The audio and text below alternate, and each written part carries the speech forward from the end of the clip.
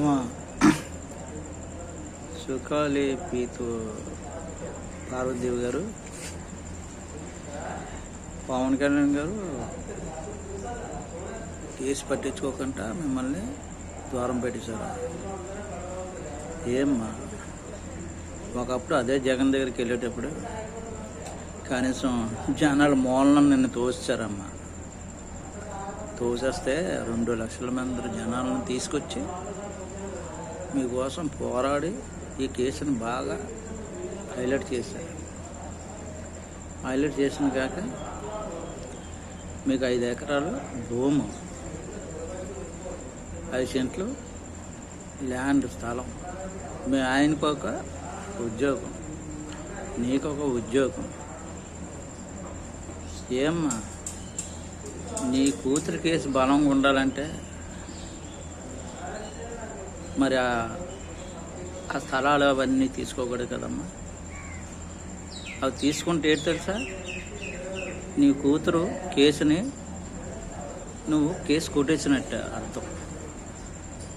ఎవరు పట్టించుకోరు ఆ స్థలాన్ని. నీ కూతురు కేసుని కూడా నువ్వే ఆ కేసును కొట్టేసినట్టే తయారు చేసావు.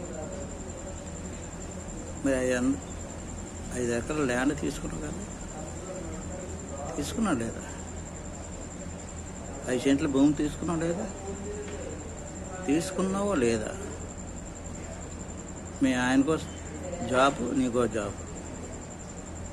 ఆ కేసు నువ్వే కామప్ చేసామ్మా.